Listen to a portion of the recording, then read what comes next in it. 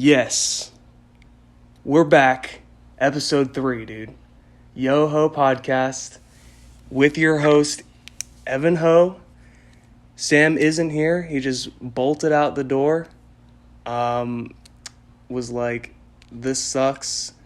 I really want you to do it alone this time. And to which I replied, fuck you. I'm going to bring a friend then. And he was like, fine, then I'm leaving. So he's not here. No inconspicuous muse while I'm in the middle of telling a story. Whether you liked that or not, it's not happening. So, I did mention that we're having a friend over. And his name is Andrew Brooks. Okay? Otherwise known as Drew. Because that's a normal way to shorten the name Andrew. Am I wrong? No. You heard it here first. Okay? Breaking news. You You can change Andrew to Drew. You can if you want. So how you doing, man? Oh, I'm living. You're living. I'm living. Where did we just come from? We just came from the Harrisburg Improv Theater. Classic. For every Friday and Saturday, there are shows. I'm gonna plug it, dude. Oh, we're plugging it. For sure. Use code YESAND Use code YESAND. on hbgimprov.com. Get $25 off your first level 1 improv class. Because if it looks like fun, it is. All right? None of these people have seen improv. Yeah, they have. They have. You're welcome, Jake. He loves the cast. He's listened to both episodes. Has he? Yeah. That is wild. He's so wild. Oh, I love him. His hair's looking great. Have you seen it lately? Oh, yeah. It looks so good. Oh, yeah. All this love to you, Jake. I spent literally 6 minutes talking about you and you only last podcast. And here we are again, now talking about your hair. That's still less time than he would spend on himself. All right, Drew, what do you know about monkeypox? Oh, I know you get it from close contact, and that's about it. It's coming, guys. It's Are you ready? It's on its way. It's on its way. And it's crazy. Look up, Google image monkeypox. I've seen the pictures. Oh, man. It's Pretty funny. It's scary. It's pretty funny. It's funny. No, it is. Like, out of all the diseases to get, like, cancer's not funny. It's not funny. Cancer's not funny. Leukemia, that's I mean... What's the mortality rate on monkeypox? I don't know. I think I looked it up and it was... Wait. High, right? You want high mortality for... Do I want... No, No, I don't want high mortality. I'm saying, does a disease in general, does a human... You know what I'm trying to say? High mortality rate is good, right? It means it kills a lot of people. Oh. All right. What I'm saying is, when I looked it up, it has a low mortality rate. Yeah, that's... So therefore it's hilarious. Because you're just funny looking. You're just funny looking for a while, and that's it. Just come out looking like a Smeagol? Not quite. It's more like, you ever see Maggie the Ferocious Beast? No. Okay. The listeners will know what I'm talking about. Oh. I've got a few. Mm. I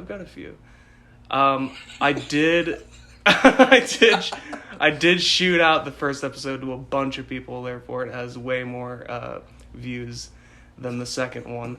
But the second, I figured, okay, I was like maybe I'll shoot the second one out to a bunch of other people as well. But I was like, no, now people know that I have the cast and they'll tune in whenever they want. I don't need to cram it down people's throats. Who's Yo? It's like yo, like it's like hey. Oh, okay. You know what I mean? And you know who Ho is. Yeah. Yours truly. Mm-hmm. So. Okay, I get it now. What you got going on your lip there? Where? Oh, what the fuck? What the fuck is that? I noticed it like 3 minutes ago and I was like, oh, he's dealing with something. But then I had the courage. I'm dealing with something, yeah. Then I had the courage. I got herpes. To mention it. Also known as lip monkeypox. For the listeners, it was just a piece of dirt on his lip. So what? How's stand-up going? fantastic. Really? For real? Yeah, actually. Less that I Drew is... Sorry, can I speak? Drew is a stand-up comedian, up and coming, very funny. Very funny. Is there anything you can plug? I can plug my socials. Andrew Brooks Comedy, both Instagram. No, I hear you. Just sorry. Go both ahead. Instagram and TikTok. TikTok. Mm-hmm. I posted the clip from the first show, the first real paid show I did. That went to about 450 for views. Really? Yeah, for having never posted on TikTok, I was happy with that one. That is nice. It hit almost the same amount on Facebook too. Hear that, guys? We're a couple of content creators, and we get real pleased. We get real Dopamine hits. Yeah, I was just about to say real fat dopamine hits off of hundreds. We're hitting hundreds. We're like, ooh, yeah, we're doing great. I've never been a social media person. Yeah, me neither. But posting that clip and watching it just keep going up, it's just something dangerous. It's dangerous. It's just very dangerous, for I couldn't sure. Stop checking. For sure. That day after I posted, I just couldn't stop myself from going into the app. It's bad. And then you would worry about it stalling. And it's bad. Close the app Absolutely. and then open it again to really refresh it. For sure. For sure, it's bad. Dangerous. It's bad. And you know what? We're small time boys, 100%. and we're just putting it out there. It's for us. You know, that's what failing artists do. No, it's not for me. It's not for me. It's just to show people not all talk. We say to ourselves, it's for us, dude. We're just doing it. We're just creating because it feels good to our soul, but really deep down we're like, attention. Scrounging. We're like, if views are scraps on a subway floor, we're hobos looking around. Mm-hmm. We're scrounging. Yeah. You know what I mean? While other real influencers are getting on the subway. You know what I mean? Real influencers. Yeah. Influencing exactly what? 12-year-olds. Oh. 12 and under-year-olds. Hey kids, don't work. Don't work. Don't try. Just be pretty. Just be as attractive as possible. Yeah. And really put stock into your image. Yeah, don't work on your personality at all. It's not an image, it's a brand. It's a brand, dude. So stop. Knock it off. You need to start thinking about how you're going to cast that net. Okay, yeah. So speaking of which, how is because I cut you off. How is stand-up? Stand-up's good. Stand-up's fun. And how many shows a week are you doing? I do 4 open mics a week at the moment, typically 4 to 3, 3 to 4. Have you been networking at all? You know, they say you should be networking, dude. You gotta be networking. You gotta be meeting people. That really makes it sound terrible. Way more than it actually is. Yeah, well, that's why I quit college. Networking? Yeah. Is why I went into college for music industry. Yep. Very naive decision. Because I was like, at the time, I was like, well, if I've got to be a rock star, I've got to get a degree. Yeah, so, anyway. Damn it, I didn't even have that revelation up until now. No, I'm sorry. It's okay, it was an intuitive decision, obviously, because I quit. Quit school, kids. You went, be an influencer.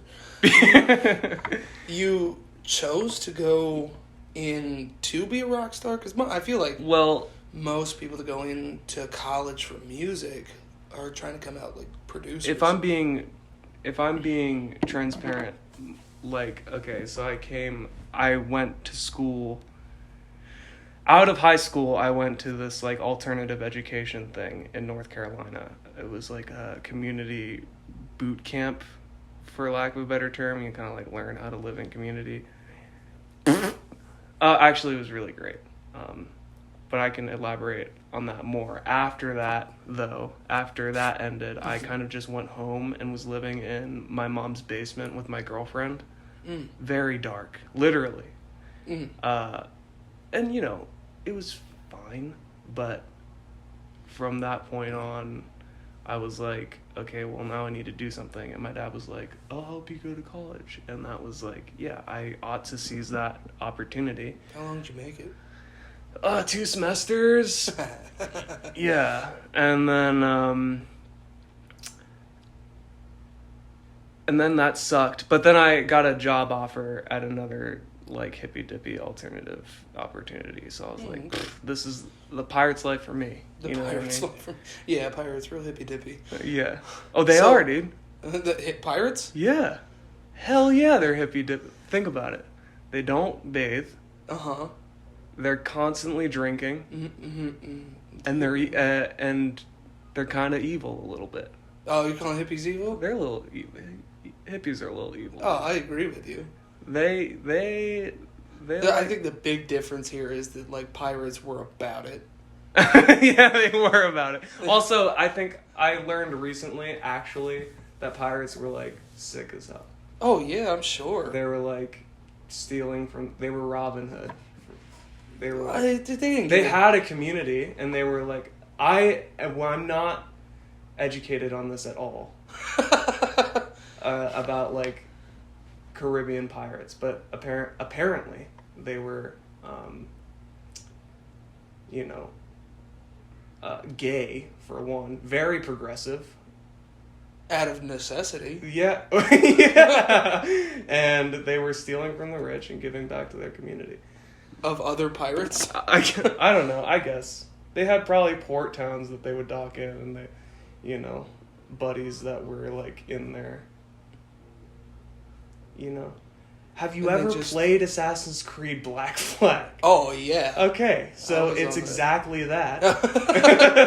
Have you seen Disney's multi-million-dollar franchise, Pirates of the Caribbean? It's exactly like that. Yes, watch that before you come talk to me.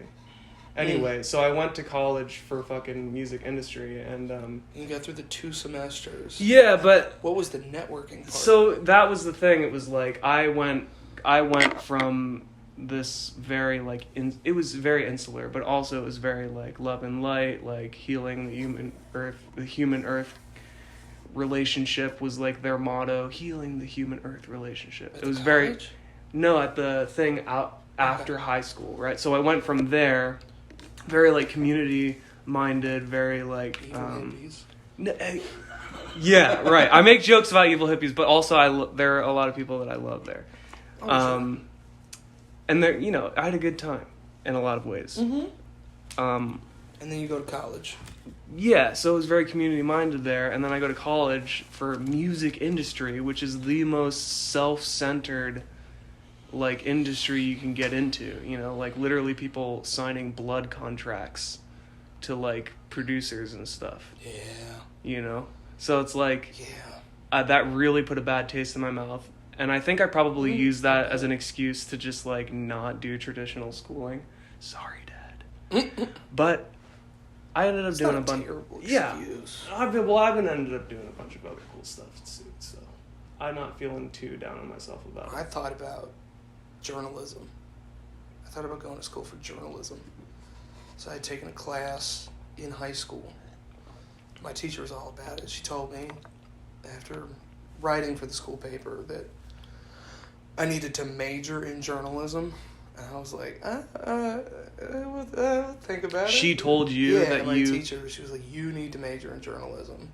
And I was like, nah. She put that on you? That's okay. That's, No, she was a fantastic teacher. Hell yeah. She was a fantastic teacher. And when she said that you I need to do this, what did you feel? Were you like... I felt like everyone that goes into journalism thinks they're going to be like Bob Woodward.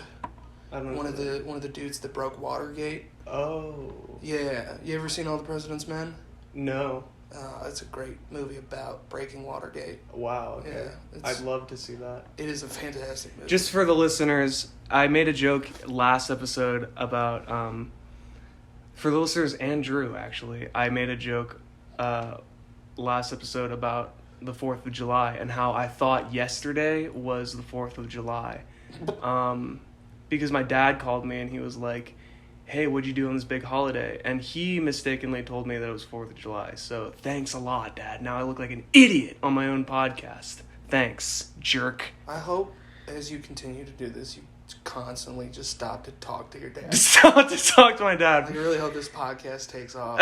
I'm just Rivals Joe Rogan. I told And that. you still just stop and you're like, Dad, this um, mild inconvenience you put on me. well, one of the jokes I thought I might be making is that if I say something a little distasteful that my dad might not like, that I would just, in the middle of the podcast, just apologize to my daddy. Which I thought was pretty funny. So I think that'll persist for a while, until he stops being like, so, you know, he gets it. He's funny. Anyway, but I was, you know, kind of harping on myself, or ragging on myself for not being a patriot. And I think I told you, Drew, that I've been trying to get more into American history. American history. Yeah. What- I'm trying to be like a junior historian. A little bit. For all of it, or like Yeah. And so that ties into this, Watergate? what you were saying, and Yeah. something I probably would want to watch. Oh yeah, the movie's fantastic. It's Robert Redford and fucking Dustin Hoffman. It's Robert Redford and Dustin Hoffman. Okay. Both relatively old actors, but Yeah. fantastic. Isn't Dustin Hoffman Rain Man? Mm-hmm. Hell yeah, dude. Hell yeah, dude. It's fantastic. Uh-oh. Have you ever VERN. Have you seen Tootsie? No. Tootsie's insane. What is it? It's this movie, I believe, in the 80s. It's got Dustin Hoffman as the lead. And then, just as a side bit part, it's got Bill Murray before he really took off. Oh. Yeah, like a really small role for him. And Dustin Hoffman can't get work as an actor, so he pretends to be a woman to get on a soap opera. And then he changes women's rights. He doesn't change women's rights, Wait. but he goes into this workspace where these dudes are super sexist, and he puts them all in their place because women need a man to do that. And Wait a minute. He goes into this workplace where it's pretending mostly to, men. yeah, mostly And men running it. He's pretending. He's not transing. No, He's pretending to be a woman. so he can get work as an actor. Okay. And he's pretending to be a woman, lying to everyone in his life, dressing up as a woman every day and pretending to be a woman. Classic. Classic. Thing is I watched it, you change a few lines, I swear you could put it out today. I swear to God, I was Wait. like, what the fuck? But he puts all these men in their place because Yeah. they're being sexist. Yeah, so the name of the movie's Tootsie, and there's a moment in the movie where one of the producers or the director of the show is like, all right, Toots, and he's like, I have a name! It my just God. lets loose. Oh my god. And he gets celebrated as this strong, independent woman in magazines. Oh no. And then it deals with it in the arc. Like, he has to come out and be like, I lied. And they deal with it. And it's really, Oh no. really odd. That's so strange. It's Especially great. because it's like, yeah, so the discrepancy is he's not transing. No, that wasn't he's really. pretending Yeah. to be a woman. He's just pretending to be a woman. And at the time, the movie maybe was celebrated because he's empowering I don't know women's if the voices. movie was celebrated. Kinda But also Bill Murray was in it. Yeah, really small So- bit part. You know, that's redeeming.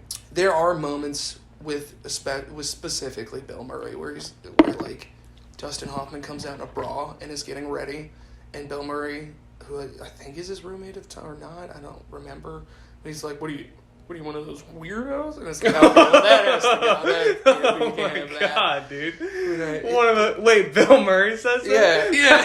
So, you know. he calls him a You weirdo. don't have to sing your way, do Yo, it? It's like, that's, whoa. whoa, dude. That didn't age well. No, H Oh like man, milk. so like milk. That's a subreddit. So yeah, right. So Dustin Hoffman played a retarded guy. Sorry, Autistic. that's not funny. Autistic. It's not funny, dude. Autistic. And a trans woman. In the same decade. So he's not trans. He's not trans. He doesn't identify as a woman. He identifies as an out-of-work actor. See, guys, this is what I'm talking about. In the first episode, I said I might be saying some things that might jeopardize the relationship with some people that I love and care about. And that's just the consequences that I'm going to have to face, okay? Drew's in on it now. Drew's in on it now. Know that Drew and I are in cahoots, and if you want to hate me, you have to hate Drew too. I'll burn bridges. I don't care. It's hard for me, man. Dude, I'll just move. It's hard. It's hard for me, dude. It's hard. Yeah, it's not my first instinct. It's not my nature to burn bridges. In fact, it's like the complete opposite. I'm very like I said, I went to school for community. For community? Okay. So, you know. Back to the journalism. Yes, right. I wanted to come back to that. So your teacher was like, how old were you at the time? You were like 16?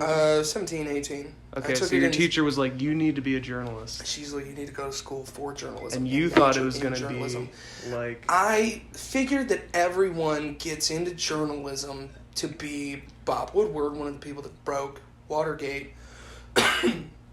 And then they get to a small local newspaper and they're like, do the food, fatty.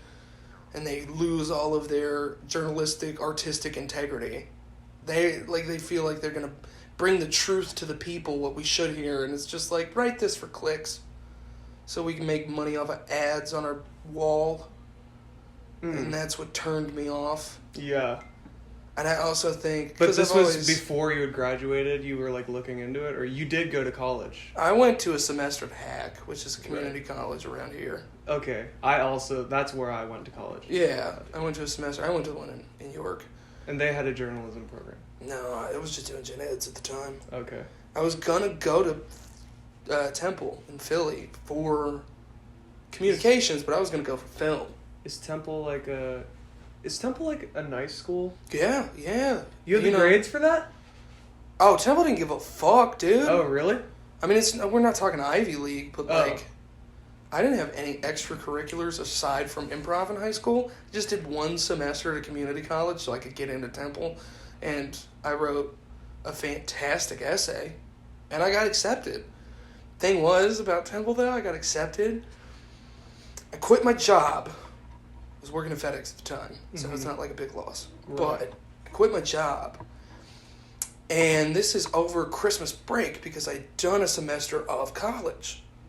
So it's not the summer. I don't have 3 months. I have less than one, really, to get situated and get to Philadelphia and go to school. When you were living with your parents at the time? Yeah. And I was going to do it. So I call them up. I get the approval like the day before Christmas Eve, so everybody's left for Christmas break, for holiday break.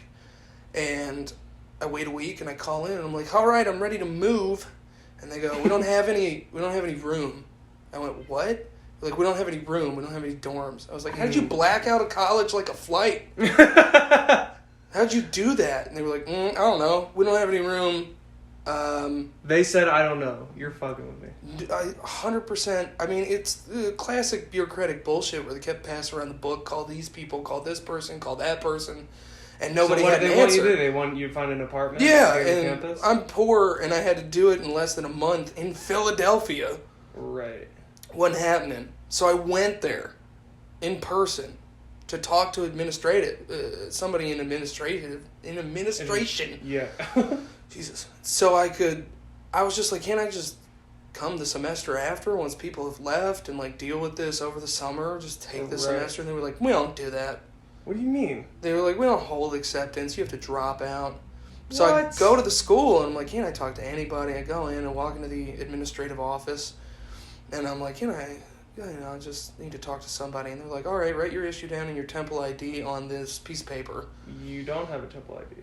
I did because I was accepted. You were accepted. Yeah, I was going to go to school. Right. And they were like, all right, write your issue down and your Temple ID and your name. We'll get somebody for you. And I wrote it down, took it back to the lady at the desk, and she was like, all right, now go tell FAFSA you're withdrawing. And I was like, I don't think college is for me. I don't think this one's working out. That's really annoying. Yeah. Actually, because that could have been sick. Yeah. Philly's cool. Philly's fantastic. Temple has a great communications program. Damn. Yeah, and it just didn't work out. It is what it is. And now, folks, here he is doing stand-up. Yeah, I think that would have been the weirdest part in all of this, is I've always wanted to be a comic, but comics are at odds with journalists. So is that so? Yeah, for the most part. Well, it seems to be the big comics that talk about we can't make jokes or we can't talk about anything. Because journalists go and they're like, this person's at us. Yeah, and but it's out of context or it's just not true. I mean, honestly, I'm of the opinion that that's not even real journalism. No, but like that's what I worried about having to do. Like that's what I worried about. Right. The editor coming to my cubicle and be like, write this article, write this negative article to get clicks. Yeah, because if you're going into journalism, it's highly unlikely that you end up being a freelance writer. You might start that way. I mean, I think ideally you would end up being that way because you're just prolific. Yeah, it's a weird road. You know what I mean? Because if you're at the mercy of whoever you're working for, you have to take the assignments they give you. You're right. And then that's they where don't publish the things that you write if it's not up to snuff of, whatever kind of political affiliation there. Yeah. Yeah. So it's like... But that's where the real art is in journalism. What? When you get a shit fluff piece, and then you have to make it good. Right. That's the fun. That's the fun in it. It's just like, what angle do I approach this at? Totally. It's just odd because it's running parallels to stand-up. It's like, what angle do I approach this at? Or you end up looking like a joke, like Vice. Yeah, Proud Boys. Dude, you know who's sick? Do you know All Gas, No Brakes? I've heard of it. Dude, it's so good. It's so good. Well, he's just this guy who, he's big on YouTube. I'll have to send it to you. I've seen it. Yeah, Pops up in my he just, goes to all different walks of, cons and, just gatherings and just, with his crew and interviews people with the most minimal, a line of questioning to, evoke people's true personality, he'll just be like, what are you doing here, and then he'll be like, how do you like it, and then it's just the longer he holds the mic at their mouth, the more they're just, without him giving too much, they just propel the interview and he gets all this really great content. And I mean, at the end of the day too, so it's cool too because he's kind of a comedian as well. He and his crew, they edit a lot of the footage, and half the time it's not even making fun of them, it's something in the background or just some weird feeling or vibe of the interview itself and not just the person. But a lot of the time they interview fucking idiots from every convention or gathering, be it from the BLM protests in Portland or anti-vax. Yeah, anti-vax or pro-vax even. It's you just it's, I feel that's real journalism, where you're just shedding light on... I mean, in all earnesty, and this is the issue with journalism, if you wanted the truest form of journalism, it would just be a list of facts. Right. It wouldn't be fun. Well, that's the idea. He's just going to these places, and this is what's happening. Instead of it being through the lens of any kind of news network, he's just going and filming raw footage of people being stupid, essentially. Or people being really cool. Yeah. Actually, he does get some cool footage of people being yeah, we're chill. You know what I mean? It's just what it is. Yeah. There's, I forget what it's called. There's this thing they teach in social sciences, specifically anthropology. It's a way to interview people, essentially. It's a way to ask questions to get answers.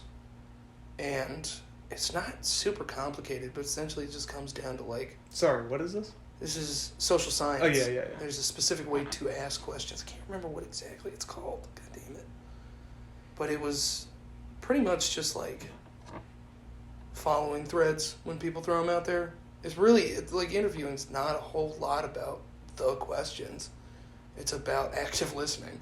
Right. And when somebody says something, you're like, let's talk about that. Let's follow that. Right. Just get them going. Yeah. It's a really odd thing. Is that what we're doing? Interviewing? Not quite, because this is just a conversation. Right. An interview would usually just have someone on one side asking the questions and the other person having the spotlight on them. It's been a little bit. I've been interviewing you a little bit. Yeah, it's Just back a and little forth. Just a little. Oh, hey. To the listeners, I just touched his knee a little bit. Yeah, anybody else hard? Oh, hey.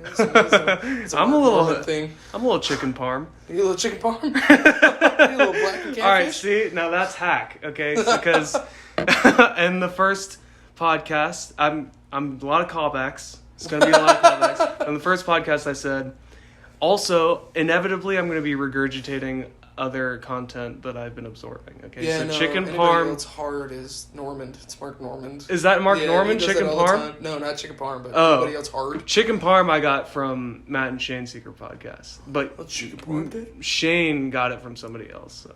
Shane Gillis reminds me so much of my boy, Who? Tim with the dumb dick. Tim with a dumb dick? Yeah, Who's that? we all know him. He's a recluse. Oh. But he, just some of the shit Shane says and the way he acts reminds me so much of Tim. It's weird to watch. Look, I'm a big fanboy, okay? Yeah. And that's all I gotta say. Oh, Alright. So, no, I'm not chicken parmed. I may be in the moment when I made contact with your knee, but it's over. It's past now. yeah, because Have you, speaking of interviews, moment. have you seen that interview of Dr. Phil interviewing that kid, like that 16-year-old kid who killed his mom? No. Oh man, dude, it's crazy. It's okay. So Dr. Phil's like, I don't know how much legs I have with this because it's been a while since I've seen this video. But you know Dr. Phil, he's kind of like insane Oh yeah. for sure. To be that hack, he is hack, but he's to try to remain in the entertainment atmosphere. under this almost. It's not even dead though because people watch Dr. Phil. Oh yeah. I was gonna say under the dead Every genre of Jiffy like Jerry Lube. Springer and Maury and stuff, but like Every Jiffy Lube is playing Dr. Phil. every Jiffy Lube Like, that's the is target. playing Dr. Like, Phil. every time I get my oil changed, it's like, oh, Dr. Phil's on. yeah. With Why? subtitles. How is he? Dude's immortal. Dude, He has put on he a has lot of not- weight though. Have you seen him? No. He's God, a little- no, I don't give a fuck about Dr. Phil. He's a chubbers. He was never thin. He was kind of thin. Oh. He's tall, big, like guy. I don't Yeah. know. You can see the age on him though. Anyway, he interviews this kid who's like 16. Killed his mom? He killed his mom Is with this kid in jail? Yeah, I think so. He Dr. killed his mom with a sledgehammer. Dude, it's nutty. Dude, real quick, Go ahead. not enough axe murders anymore. What do you mean? There's not enough. They're all fucking like Well, it's because Lizzie Borden. Here's this Victorian colonial house. This is where the last axe murder took place. it's so easy to get a long gun. Yeah, but like, where's the fun in it?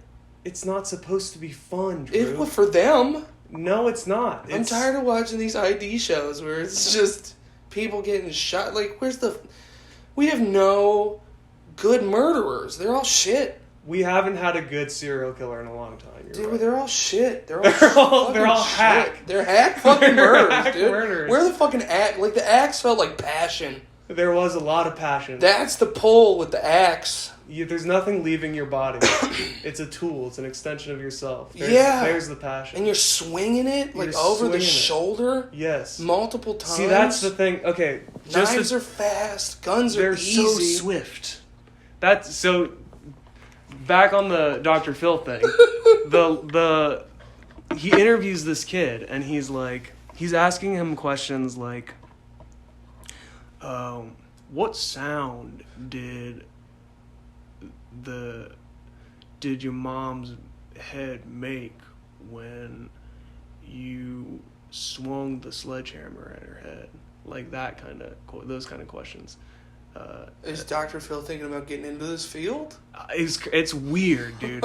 It's so weird. Okay, wait. Okay, I'm gonna pause the cast real quick. I'm gonna show Drew this video.